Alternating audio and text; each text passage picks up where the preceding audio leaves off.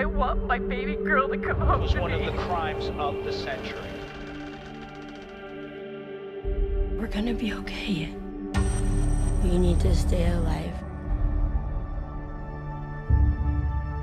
There's gonna be a new member to our family. Don't be scared.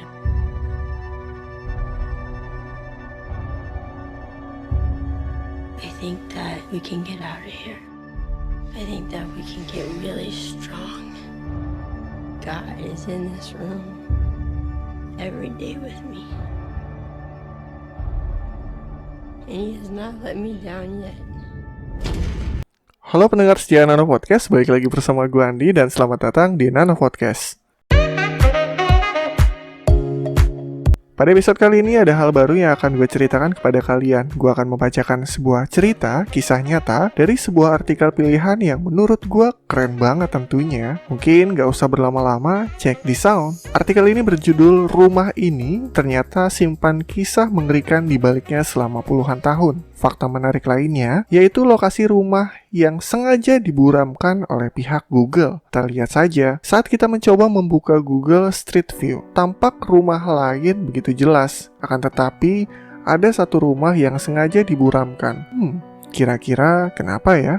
Di balik kemisteriusannya, ternyata ada kejadian mengerikan yang ada di dalam rumah itu. Ternyata di balik langkah Google ini ada kasus mengerikan yang dilakukan oleh sang pemilik rumah, yakni kasus penculikan dan kekerasan seksual yang dilakukan selama 10 tahun oleh seorang pria. Pria sekaligus pemilik rumah tersebut adalah Ariel Castro. Dikutip dari The Sun via tribunnews.com, Ariel Castro sebelumnya telah memiliki seorang istri dan 4 orang anak. Namun, sang istri bercerai karena Ariel Castro melakukan penganiayaan. Tak lama berselang, sang istri meninggal dunia. Ariel Castro yang tinggal sendiri di rumah tersebut beralih profesi menjadi seorang supir bus sekolah. Singkat cerita, Ariel Castro menculik korban pertamanya yaitu Michelle Knight, yang kini berubah nama menjadi Lily Rose Lee. Michael diculik pada usia 21 tahun. Awalnya, ia ditawari oleh Ariel Castro untuk berkunjung ke rumahnya. Michael dan Ariel memang sudah kenal lama, lantaran anak Ariel adalah teman dari Michael juga. Berdalih untuk menemui temannya di rumah, Ariel Castro justru menjebloskan Michael ke kamar. Ia melakukan tindak kekerasan dan memperkosa Michael berulang kali. Lalu Michael ditahan Ariel di ruangan bawah tanah dengan tubuh dirantai agar tidak kabur.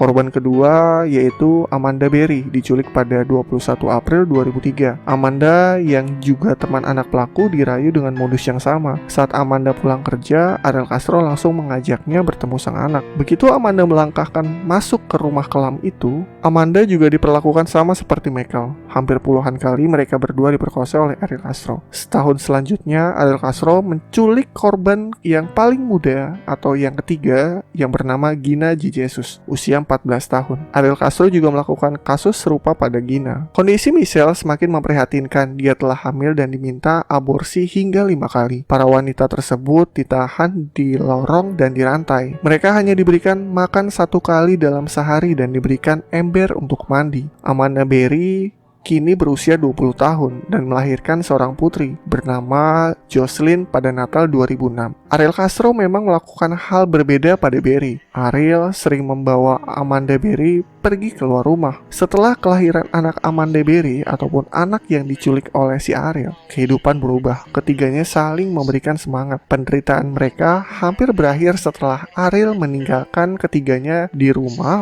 untuk pertama kalinya selama 10 tahun. Jadi si anak-anak yang diculik ini disekap di dalam rumah selama 10 tahun. Pada 6 Mei 2013, Ariel keluar, benar-benar tidak ada di rumah. Amanda dan putrinya yang berusia 6 tahun langsung melarikan diri menemui seorang tetangga. Mereka memanggil ataupun melaporkan kepolisian dan mengungkapkan semua kejahatan Ariel Castro. 3 wanita dan seorang anak perempuan berusia 6 tahun akhirnya dibebaskan. Ariel Castro mengaku telah bersalah atas tuduhan 937 kasus termaksud pembunuhan, penculikan, pemerkosaan, dan kekerasan. Pelaku dijatuhi hukuman 1000 tahun tanpa pembebasan bersyarat. Namun setelah 1 bulan hukuman, Ariel Castro bunuh diri di dalam sel penjara. Kisah kelam tersebut diangkat dalam sebuah film yang berjudul Cleveland Abduction.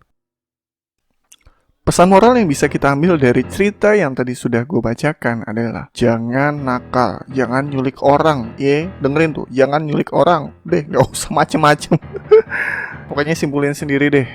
Bagi teman-teman yang mendengarkan, simpulin sendiri aja apakah tadi ceritanya bagus, kurang menarik, ataupun ada pembawaan-pembawaan yang memang kurang banget. Jangan lupa like, comment, dan share bagi teman-teman yang mendengarkan di YouTube. Jangan lupa follow Nano Podcast di Spotify dan ikuti keseruan kami di Instagram. Jangan lupa follow juga di nanopod77. Bagi teman-teman yang punya cerita bisa langsung aja tulis di kolom komentar atau enggak DM di Instagramnya Nano Podcast, atau enggak bisa juga email di emailnya Nano Podcast di nanopodcast77@gmail.com. Nanti linknya akan gue sertakan di bawah dan keterangannya akan gue sertakan juga di link deskripsi yang ada di bawah. Balik lagi bersama gue Andi dan terima kasih telah mendengarkan Nano Podcast. See you and bye-bye.